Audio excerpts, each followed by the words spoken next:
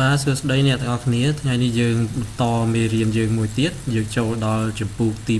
6អំពីការវិភាគទឹកជំនន់ណាយើងនឹងរៀនធ្វើផែនទីទឹកជំនន់ដោយប្រើ GE អញ្ចឹងនៅក្នុងមេរៀននេះយើងរៀនពីចំណុចទី1គឺសេចក្តីផ្ដើមពីទឹកជំនន់ហើយទី2គឺការធ្វើផែនទីទឹកជំនន់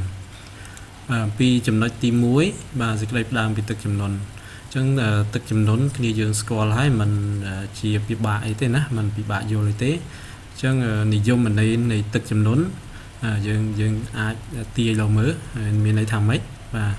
ចឹងនៅក្នុងអត្ថន័យយើងស្គាល់ទឹកជន់ណា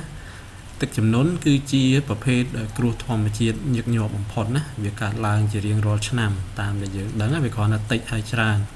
បាទហើយកើតឡើងនៅពេលដែលទឹកហៀលិចដីដែលជាទូទៅឬជាធម្មតាដីនឹងវាស្ងួតណាអញ្ចឹងដីកន្លែងហ្នឹងវាស្ងួតឬក៏វាមិនសូវមានទឹកអីទេហើយកាលណាតែមានទឹកហូរហៀលិចវាទៅអញ្ចឹងអាហ្នឹងជាទឹកជន់ណាបាទចង់និយាយថាធម្មតាទឹកទន្លេវាមានឧទាហរណ៍ណាមានជាធម្មតាប៉ុន្តែអាទឹកសងខាងទន្លេវាស្ងួតវាអីអត់មានផងស្រាប់ពេលមួយស្រាប់ទឹកហ្នឹងវាជន់លិចលើហៀលើវាទៅអញ្ចឹងមានថាអានោះហើយគឺជាទឹកជំនន់ណាបាទអញ្ចឹងមិនអីជាពិបាកយល់ទេយើងស្គាល់ជាទូទៅស្រុកយើងបរិបទទឹកជំនន់អាចងាយស្រួលយល់ទេណាបាទទឹកជំនន់ជារឿយបណ្ដាលមកពីអីបាទភ្លៀងធ្លាក់ខ្លាំងណាវាធ្លាក់មកខ្ជិចច្រើនទៅវាហូរទៅណាជន់ណាវាហូរបុកទៅវាជន់លិចបើស្រុកគេអាចនឹងតាក់ទងមួយព្រិលលាលឿនណាក៏ជន់លិចដែរហើយនឹងមានព្យុះណាបាទព្យុះភាគច្រើនក៏ស្រុកគេដែរស្រុកយើងមានប្រហែលខ្លះឥទ្ធិពលណាបាទមិនចំពេញទេបាទព្យុះស៊ីក្លូនត្រូពិកហើយនឹងរលកយក្សស៊ូណាមីនៅតំបន់ឆ្នេរអញ្ចឹងយើងប្រហែលជាធ្លាប់ឃើញវីដេអូតាក់ទងជាមួយនឹងរលកយក្សស៊ូណាមីណាដែលវាធ្វើឲ្យមានរលកធំហើយទឹកហៀមកដល់លើតំបន់ឆ្នេរមកដល់ដីលំនៅឋានប្រជាជនណាបាទអាហ្នឹងក៏ជាប្រភេទមួយនៃទឹកជំនន់ដែរបាទអញ្ចឹងនេះគ្រាន់តែជានិយមន័យហើយយើងអាចស្គាល់ពីប្រភេទទឹកជំនន់ណាបាទអញ្ចឹងប្រភេទនៃទឹកជំនន់មានដូចជាទី1គេហៅថាទឹកជំនន់រហ័ស flash flood បាទពពួកទឹកជំនន់រហ័សហ្នឹងគឺជាទឹកជំនន់ដែលកើតឡើងភ្លាមហើយឆាប់រហ័សដែលកើតឡើងនៅណាបាទនៅពេលណាគឺនៅពេលដែលមានភ្លៀងធ្លាក់ច្រើនក្នុងពេលខ្លីធ្លាក់មកខ្ជិចណាជាពិសេសនៅតំបន់ភ្នំតំបន់អីយើងឃើញទឹកជំនន់រហ័សហ្នឹងច្រើនកើតឡើងណាអ្នកលេងទឹកធ្លាក់ទឹកជ្រោះអីហ្នឹងទឹកហូរកន្លែងលេងកំសាន្តអីហ្នឹងដំបូងអត់ឃើញមានទឹកជំនន់ទេប៉ុន្តែឃើញនៅខាងលើនោះមានភ្លៀងធ្លាក់ខ្លាំងណាអញ្ចឹងប្រហែលជាមិនយូរទេធ្លាក់ខ្ជិចនៅខាងលើមកវាចាប់ដើមហូរបុកមកអាហ្នឹងជាទឹកជំនន់រហ័សមួយដែរណាបាទអញ្ចឹងទឹកជំនន់ប្រភេទនេះច្រើនកើតឡើងនៅតំបន់ដែលមានដីចោតណាដូចនិយាយមកអញ្ចឹងទឹកកន្លែងលេងទឹកធ្លាក់ទឹកហូរហ្នឹងដីស្ងួតដែលបណ្ដាលឲ្យទឹកប្រមូលផ្ដុំឲ្យហូរចុះមកក្រោមយ៉ាងឆាប់រហ័សបាទហើយទឹកជំនន់ប្រភេទនេះអាចបង្កឡើងដោយព្រឹត្តិការណ៍ដូចជាការបាក់ទំនប់ដែរណាអានឹងជាការបាក់ទំនប់ឬការរលាយព្រិលឬការព្យុះផ្គររន្ទះខ្លាំងអីក៏វានាំឲ្យមានទឹកជំនន់រហ័សដែរបាទហើយទឹកជំនន់ប្រភេទនេះអាចមានគ្រោះថ្នាក់ខ្លាំងណាស់ពីព្រោះយើងកិច្ចអត់ទាន់អាចនឹងមិនទាន់ទេណាជំនះអត់ទាន់អាចបណ្ដាលឲ្យខូចខាតធ្ងន់ធ្ងរដល់ហេដ្ឋារចនាសម្ព័ន្ធផ្ទះសម្បែងផ្លូវថ្នល់អីណាទ្រព្យសម្បត្តិហើយនឹងក៏អាចនាំឲ្យបាត់បង់អាយុជីវិតផងដែរបាទហើយយើងចូលទៅប្រភេទមួយទៀតជាប្រភេទទឹកជំនន់ណាជាប្រភេទទឹកជំនន់ទន្លេអញ្ចឹងទឹកជំនន់ទន្លេច្រើនតែកើតឡើងនៅពេលដែលមានភ្លៀងធ្លាក់ជាប់គ្នាច្រើនអញ្ចឹងណាបាទបើសិនគេព្រិលរលាយទៀតអញ្ចឹងវាបខំឲ្យទន្លេហ្នឹងវាស្តុកទុកអាទឹកដែលហូរចូលមកភ្លៀងធ្លាក់ច្រើនផងហូរចូលទៅលើសពីសមត្ថភាពរបស់វាអញ្ចឹងនាំឲ្យជន់លិចអញ្ចឹងតែលើសពីសមត្ថភាពរបស់ទន្លេបាទអញ្ចឹងវាលិចទៅតំបន់ក្បែរខាងហើយបាទទឹកជំនន់កើតឡើងទន្លេហ្នឹងវាកើតឡើងនៅពេលដែលបន្លាយទឹកហូរហៀច្រាំងទន្លេបាទដែលនាំឲ្យមានការជន់លិចរីករាលដាលនៅក្នុងតំបន់ជុំវិញណាទឹកជំនន់នេះច្រើនតែកើតឡើងក្នុងអំឡុងពេលភ្លៀងធ្លាក់យូរបាទអានេះព្រិលយើងអត់មានទេហើយវាបង្កើនបរិមាណទឹកក្នុងទន្លេអញ្ចឹងចំនួនតាមដងទន្លេវាអាចបង្កឲ្យខូចខាតដល់ហេដ្ឋារចនាសម្ព័ន្ធណាលិចផ្លូវលិចអីហ្នឹង và lịch tiệc lịch này đầm nam chia sẻ đầm nam phía tràn á sọc giờ và hai cái ai nòm ở phía chôn chùm lia tràn này và thìประเภทមួយទៀតជាប្រភេទទី3គឺចំនួនតាមឆ្នេរអញ្ចឹងចំនួនតាមឆ្នេរយើងអត់សូវឬក៏អត់ធ្លាប់មានកើតមានទេណាបាទវាកើតឡើងនៅពេលដែលកម្រិតដែលទឹកនៅតាមឆ្នេរនោះវាកើនឡើងណាទឹកសមុទ្របាទដោយសារតែព្រឹត្តិការណ៍ដូចជាព្យុះឬក៏ជំនោរខ្ពស់ឬក៏រលកយក្សស៊ូណាមីបាទវាក៏បំផ្លិចបំផ្លាញកន្លែងនៅក្បែរឆ្នេរហ្នឹងណាដែលមានផ្ទះប្រជាជនឬកន្លែងធ្វើអាជីវកម្មទេសចរអីហ្នឹងបាទអាចបាទហើយក៏អាចបំផ្លាញកំពង់ផែអាកាសយានដ្ឋានដែលនៅក្បែរនោះផងដែរបាទស្ថានីយ៍ថាមពលអីចឹងហើយព្យុះចង់និយាយថាទឹកចំនួនហ្នឹងវាច្រើនកើតឡើងដោយសារតែខ្យល់ព្យុះទីផ្វងឬព្រឹត្តិការណ៍អាកាសធាតុធ្ងន់ធ្ងរណាបាទកើតឡើងដោយកម្រិតទឹកសមុទ្រដោយសារតែការប្រែប្រួលអាកាសធាតុបាទអញ្ចឹងប្រភេទនៃទឹកចំនួនយើងឃើញមិនមាន3ប្រភេទហ្នឹងឯងណាមានទឹកចំនួនរហ័សទឹកចំនួនទន្លេហើយនិងទឹកចំនួនតាមតំបន់ឆ្នេរណាបាទបើយើងមើលរូបភាពនេះជាឧទាហរណ៍នេះជាបរិបទស្រុកយើងឧទាហរណ៍នៃផែនទីហានិភ័យទឹកចំនួននៅប្រទេសកម្ពុជាបាទនេះជាផ្នែកមួយបាទនៅក្របបឹងទន្លេសាបណាបាទយើងឃើញនេះផ្ទៃបឹងទន្លេសាបអញ្ចឹងក្នុងផែនទីផ្ទៃបឹងជាទូទៅទឹកវាជាអចិន្ត្រៃយ៍ប៉ុណ្ណេះប៉ុន្តែយើងឃើញពណ៌លេខអស់នេះមានថាជាហានិភ័យទឹកចំនួនហើយតំបន់អស់ហ្នឹងណាវាកើតមានទឹកចំនួនហើយលេខលងដូចជាអីគេហេដ្ឋារចនាសម្ព័ន្ធណាផ្លូវថ្នល់អីចឹងទៅហើយទៅមានទៀតប្រភេទដីប្រើប្រាស់ផ្សេងដីដំណាំដីកសិកម្មឬក៏ដីលំនៅឋានណាផ្ទះប្រជាជនអីចឹងទៅណាយើងឃើញលេខអញ្ចឹងនេះជា map extent ណាការលាតសន្ធឹងរបស់ទឹកចំនួនហ្នឹងហើយនេះជាជម្រៅបាទជម្រៅយើងឃើញមានពណ៌ចាប់ពីស្រាលមកខៀវចាស់នេះមានថាចាប់ពីរយៈរហូតដល់ជ្រៅខ្លាំងណាបាទហើយនេះរយៈកម្ពស់បាទចឹងនេះជាផ្នែកមួយនៅជ្រុងនេះនៃប្រទេសកម្ពុជាទៅមួយទៀតចឹងមួយនេះផ្នែកនៃទន្លេមេគង្គណានៅទីនេះនៃប្រទេសកម្ពុជាយើងបាទដូចមិនដែរទេគ្រាន់តែជាផ្នែកនេះនៃប្រទេសកម្ពុជាយើងចឹងយើងឃើញជម្រៅទឹកម្ដុំទន្លេមេគង្គនេះវាជ្រៅទៅតាមខ្សែទន្លេនេះចឹងជន់លិចមកខាងនេះវារាក់ជាងណារយៈជាងហ្នឹងក៏វាខ្ទង់ម៉ែត្រនេះដែរណាបាទមាន1ម៉ែត្រ2ម៉ែត្រ4 5ម៉ែត្រអីចឹងមកអញ្ចឹងវាអាចបណ្ដាលឲ្យលិចលង់ដីស្រែដីដំណាំអីណាផ្ទះជាប្រវត្តិហ្នឹងសិតតែជាតំបន់ហានិភ័យណាហានិភ័យនៃគ្រោះទឹកជំនន់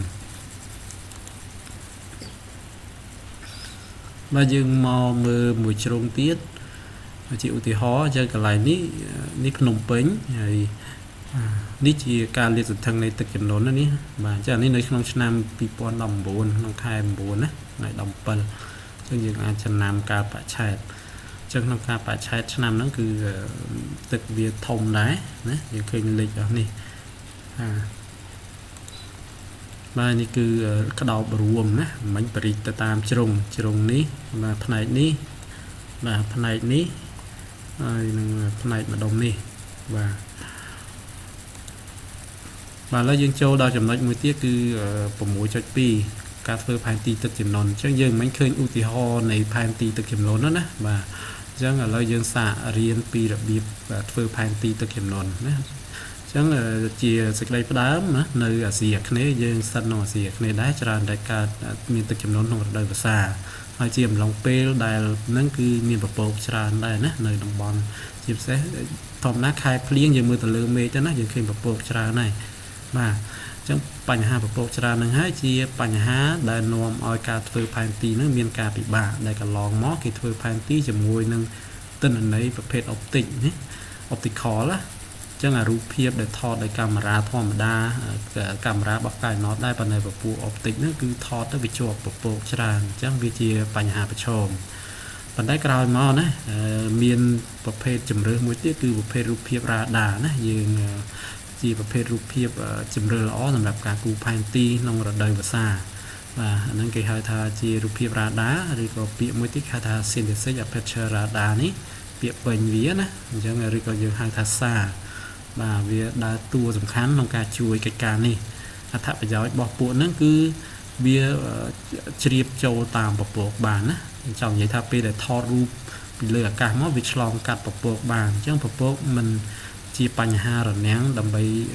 នាំឲ្យមានបញ្ហាដល់ការធ្វើផែនទីឯងអញ្ចឹងពេលដែលថតមកវាអត់ឃើញពពកទេណាវាធ្លុះពពកឃើញទៅដល់ផ្ទៃដីផ្ទៃទឹកតែម្ដងណាអញ្ចឹងយើងនឹងរៀនប្រើរូបភាពសារហ្នឹងណាបាទអញ្ចឹងរូបភាពសារហ្នឹងយើងអាចរកបានពីផ្កាយរណប Sentinel-1 ណាបាទរបស់សហភាពអឺរ៉ុប ESA ឬ ESA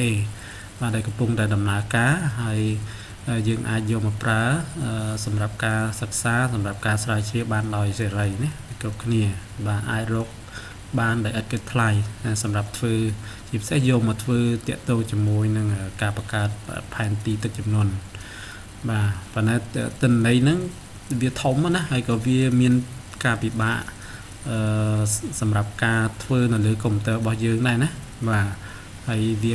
ជាប្រភេទមួយដែលកម្រិតថាខ្ពស់ជាងពួក optical បន្តិចដែរបាទប៉ុន្តែតាក់ទងជាមួយនឹងបញ្ហាលម្អឿនកុំព្យូទ័រអីយើងអាចប្រើវាជាមួយ GE បានណាឥឡូវយើងរៀនប្រើ GE អញ្ចឹង GE យើងប្រើកុំព្យូទ័ររបស់ក្រុមហ៊ុន Google ណាបាទជា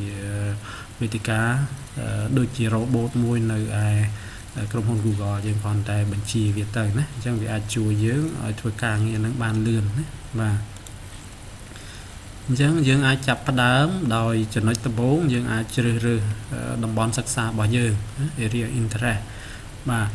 យើងនៅទីនេះមានកូដដើម្បីឲ្យធ្វើជាឧទាហរណ៍យើងអាចគូក៏បានយើងអាចប្រើកូដនេះដើម្បីនេះណាជ្រើសរើសទីតាំងសម្រាប់ការស្រាវជ្រាវឥឡូវឧទាហរណ៍នេះ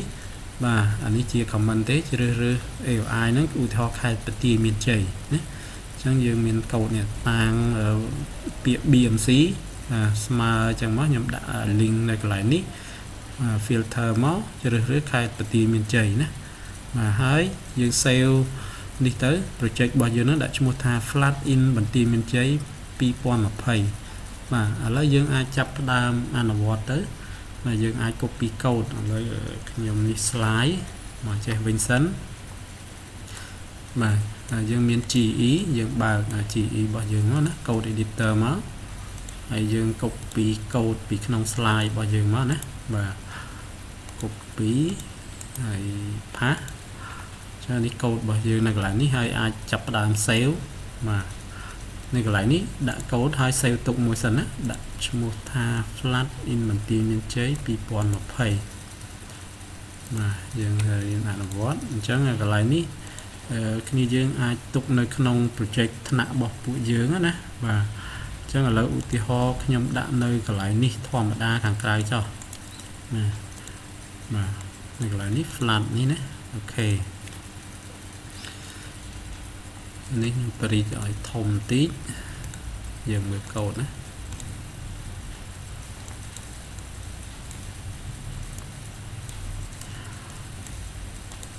បាទអញ្ចឹងយើងបន្តទៅទៀតយើងមានកូដនេះហើយ copy paste ដូចជាมันមានអីខុសទេយើងចុច run ក៏អត់ទាន់ចេញអីដែរប៉ុន្តែក៏វាអត់មានបញ្ហា error ដែរណាកូដហ្នឹង copy មកត្រូវហើយ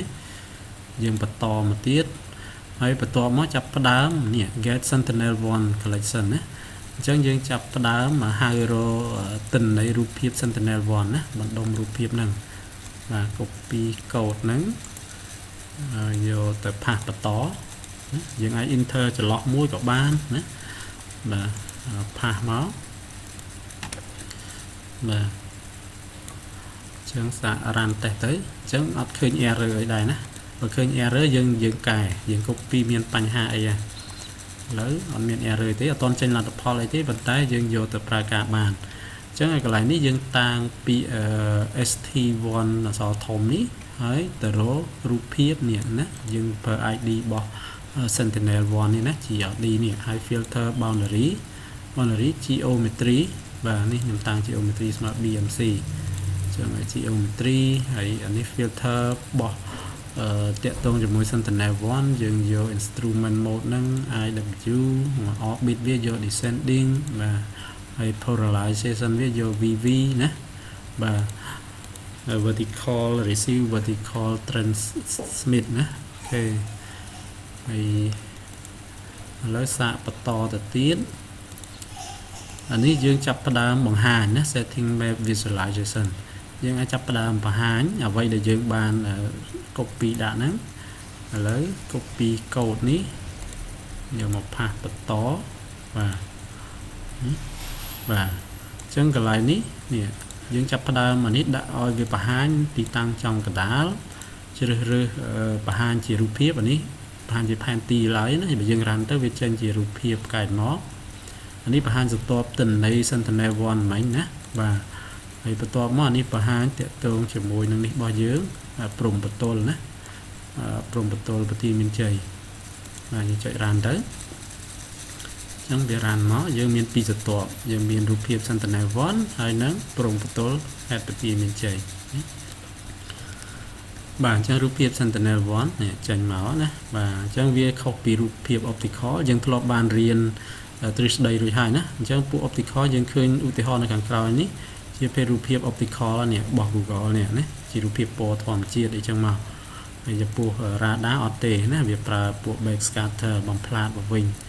អញ្ចឹងវាអត់ដូចពណ៌ធម្មជាតិទេណាអញ្ចឹងវារៀងពិបាកបកស្រាយជាងរូបភាពពួក optical អូខេឥឡូវយើងបន្តទៅទៀតអានេះគ្រាន់តែជាការបង្ហាញប៉ុណ្ណឹងសិនយើងចូលកូដយើងបន្តទៀតអូខេអានេះយើងអាចឃើញលទ្ធផលអញ្ចឹងណានេះឧទាហរណ៍មិញនេះបើយើងរ៉ាន់ទៅយើង copy ដាក់អត់ខុសទេគឺយើងបានឃើញដូចគ្នាអញ្ចឹងបាទហើយយើងបន្តទៅទៀតបង្កើតហើយនឹងបង្ហាញរូបភាពមុនហើយនឹងក្រោយព្រឹត្តិការណ៍ទឹកជំនន់ណាអញ្ចឹងកូដនេះគឺតាក់ទងជាមួយនឹងការបង្កើត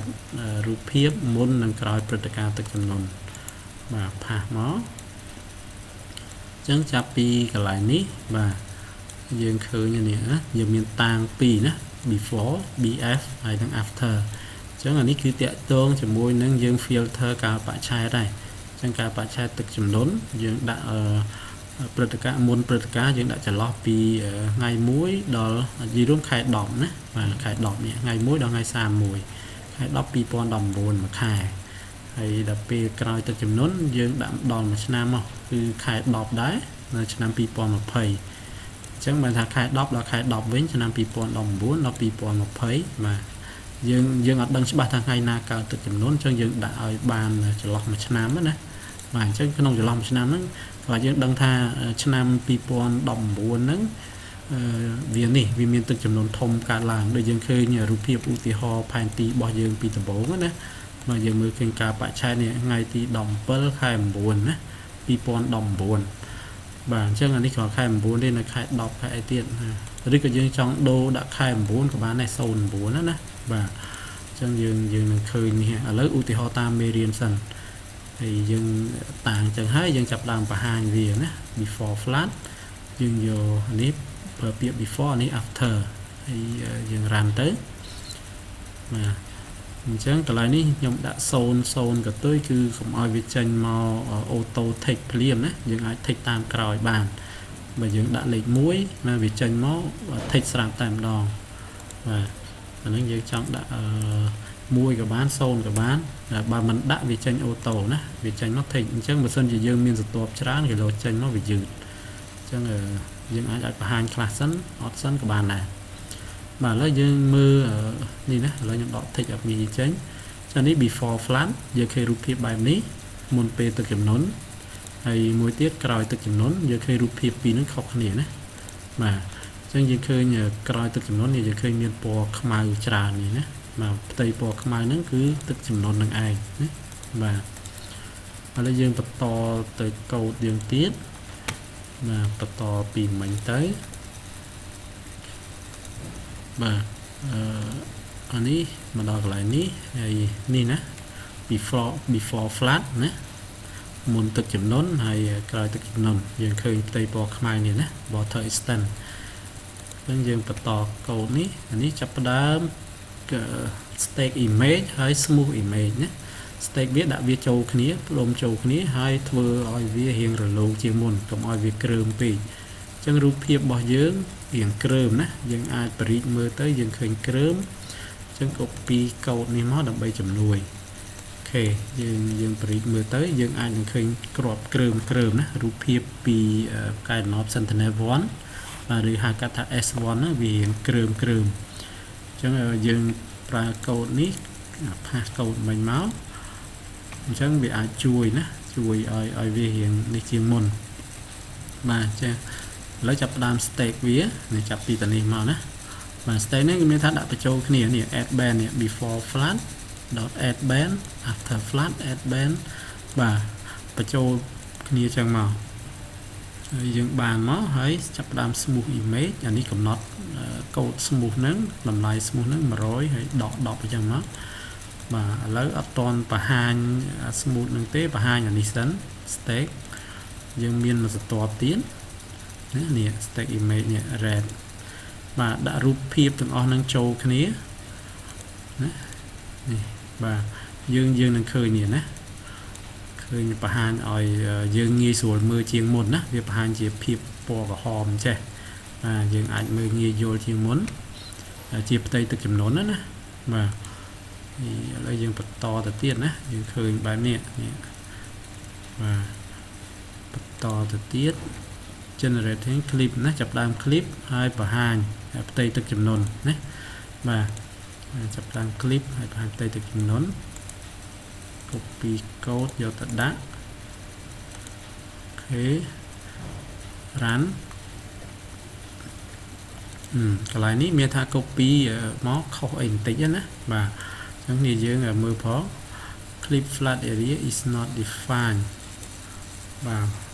clip អញ្ចឹងឈប់សិន copy មិញបាទអាច clip flat អត់បាន clip មុនអញ្ចឹងកន្លែងនេះអត់បាន clip មុនclip flat area អញ្ចឹងអានេះមានថាខ្ញុំធ្វើបាត់កូដអញ្ចឹងចាំខ្ញុំបន្ថែមនៅក្នុងនេះឲ្យវិញគ្នាយើងមើលនៅក្នុងមេរៀនអាចនឹងអត់ឃើញក្នុងវីដេអូប៉ុន្តែនៅនេះខ្ញុំនឹងបន្ថែមកូដ clip ហ្នឹងចូលទៅណាបាទអញ្ចឹងយើងយកកូដនឹងប្រើតែម្ដងបានហើយខ្ញុំបន្ថែមសាកបន្ថែមក្នុងនេះសិនអញ្ចឹងយើងតាំងមកនេះអាចថា plate មួយបាទយើងតាំងវ៉ា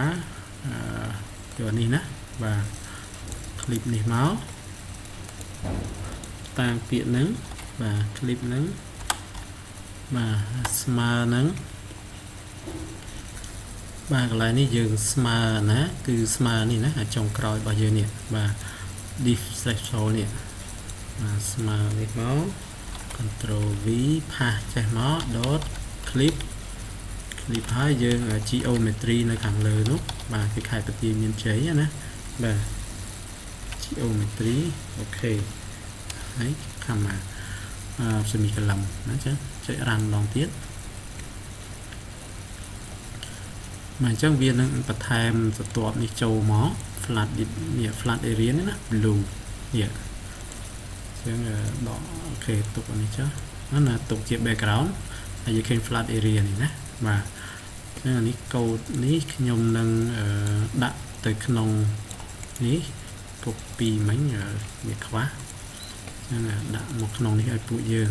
បាទវាក៏យើងគ្នាយើងវាយថែមវាយថែមឥឡូវខ្ញុំដាក់ឲ្យហើយដល់ពេលខ្ញុំឲ្យមេរៀនទៅគ្នាយើងមានស្រាប់ហើយបាទអូខេអញ្ចឹងនេះយើងឃើញផ្ទៃទឹកចំនួនណាអញ្ចឹងកន្លែងនេះតាក់ទងជាមួយនឹងនេះណានាំនេះវាចេញមកយើងស្រង់យកផ្ទៃដែលខុសគ្នារវាងមុន flat ហើយក្រោយ flat ណាបាទឥឡូវយើងបន្តទៅទៀតចាប់ដើម masking slope ណា remove mountain shadow អញ្ចឹងអានេះជាជំនួយបន្ថែមបាទជាកូដបន្ថែមដើម្បីឲ្យការវិភាគរបស់យើងសុក្រិតជាងមុនគឺបញ្ហា remove នេះណាសមោលភ្នំអញ្ចឹងរូបភាពពីនេះហ្នឹងណាពី Sentinel-1 ពួក size ហ្នឹងកន្លែងសមោលភ្នំមួយហ្នឹងយើងឃើញពណ៌រៀងខ្មៅដែរអញ្ចឹងអាហ្នឹងវាអាចច្រឡំនាំឲ្យយើងវិភាគមកយើងថាវាជាទឹកចំនួនណាវាទីមកថាទឹកចំនួនដែរអញ្ចឹងត្រូវតំបន់ភ្នំត្រូវ remove ចេញទៅពីព្រោះតំបន់ភ្នំมันងាយមានទឹកចំនួននេះទឹកចំនួនទៅទំនាបអស់នេះណាបាទអ chẳng phá code nâng máu và đi chập đàm bị đi ngon á và chẳng mà skin slope nữa nít